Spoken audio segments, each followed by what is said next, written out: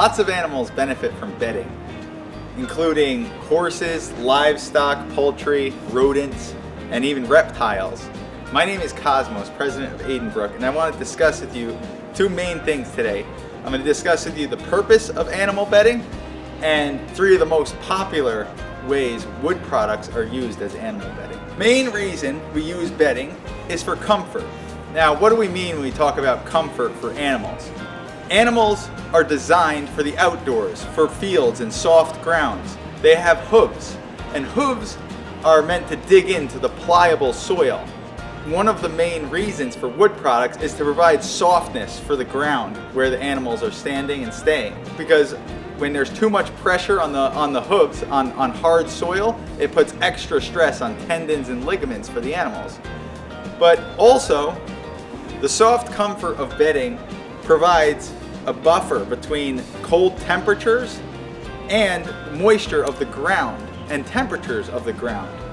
So when we talk about comfort, it's a large encompassing thing, but what we're doing is providing a place where the animal is not going to be stressed, where they can live and be comfortable in their living place. Animals weren't designed to live inside stalls, so we have to make it as comfortable as possible for them in order for them to be healthy. When we talk about absorption, one of the main things we're trying to do is remove moisture from the area where the animal stays. We talk a lot about absorption when we talk about animal bedding because we need moisture to be removed because it provides an environment for harmful bacteria and dust to grow, and which can harm your animal.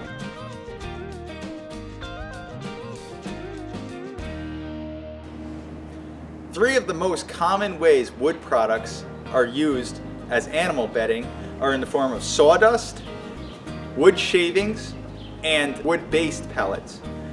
Now, when we talk about sawdust is a byproduct of the lumber industry, specifically from chop saws. Now, when we talk about chop saws, we're not talking about the one in your garage that you use. They're much larger, and they more look like chainsaws, but they cut logs, they cut lumber at high speeds, and as a byproduct, there's wood sawdust, which looks like small squares. It's a very fine shaving that has a lot of fines in it. Now, sawdust can be bought in bulk or it can be purchased bagged in a bag. And a lot of times when they're bagging it, they're screening it before they do that. The next type is wood shavings. Wood shavings are intentionally made with a shavings planer or from a planing process. Wood shavings they're a little bit larger of flakes, and which allows them to expand more. And then wood pellets is specifically produced from a pellet machine. It's a machine that will compress wood fibers and which may or may not include additives, but it uses the binding factor of wood called lignin to bind it together into a pellet. Well, that once moisture is then added to it again, it will expand and be very highly absorbent. So I'm going to discuss with you the benefits of these three products and kind of the attributes of these three products, where they come from. Sawdust is a byproduct of the chop saw process that comes from the lumber industry. Now, this can be the saws that cut logs in half and they size boards down to size. It produces a fine shaving that's often quite dusty. So without a screening process, sawdust alone can be pretty harmful to your animals. They need to have very clean bedding that doesn't have a high level of dust because it can be harmful to their respiratory tract. Sawdust is commonly used in calving operations or on animals that are less sensitive to respiratory problems.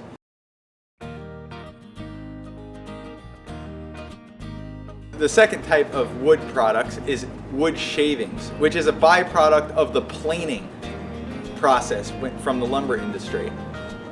The wood planing happens when you are trying to smoothen out the surface of a board, and most industrial wood is planed before it's delivered to customers.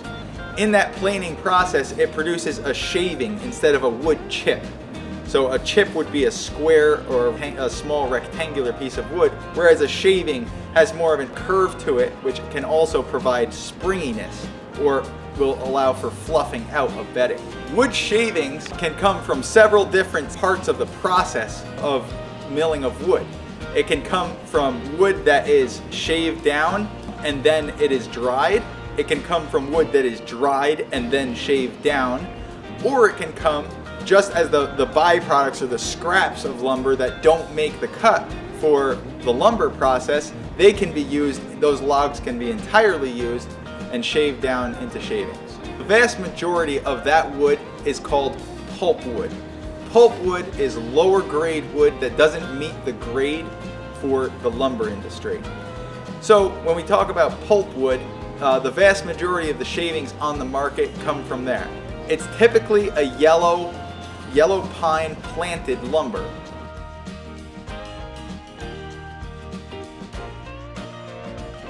Wood pellets are a great product for optimizing the use of wood when you have very fine particles. The fines are taken, and the large particles that get screened off are taken and ground down into a powder using a hammer mill. The hammer mill pulverizes all of the wood fibers and breaks the product down into very fine particles that can be then put through a pelletizer. A pelletizer presses the wood and removes all of the air from it. It also takes the lignin, which is naturally found in wood, and uses it to bind the product together using heat and pressure. As you add moisture back into wood pellets, they expand. Wood pellets are becoming more and more popular these days because they are one of the most highly absorbent forms of bedding. The latest mixtures of wood pellets allow for it to be less dusty and have clumping factors, making it easier to clean than other types of bedding. Wood pellets are also found in a very compressed form, so they don't take up as much area in a barn as wood shavings would.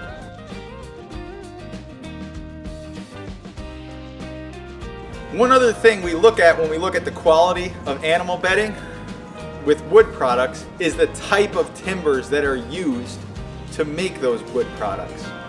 There are two main types of wood. We have pulpwood, which is a farmed type of log that comes from farmed forests where they'll plant trees that are set to grow to full size in about 10 years. And there's virgin timbers. Virgin timbers are timbers that are growing naturally in the forest that can be farmed out of the forests and brought to market and milled up. Virgin timbers typically have a finer grain inside them. The finer the grain, the slower growing the tree, and the slower growing the tree, the more that chip will hold together, or the shaving will keep its form. The finer grain also makes for less absorbency. Virgin timbers make an animal bedding that will hold up long term, but will also not be as absorbent as pulpwood. Pulpwood has a larger grain because it's a faster growing tree.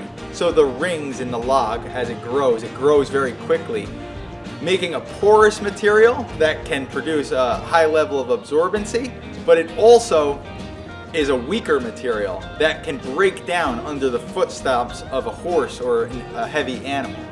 So that animal bedding will break down quicker.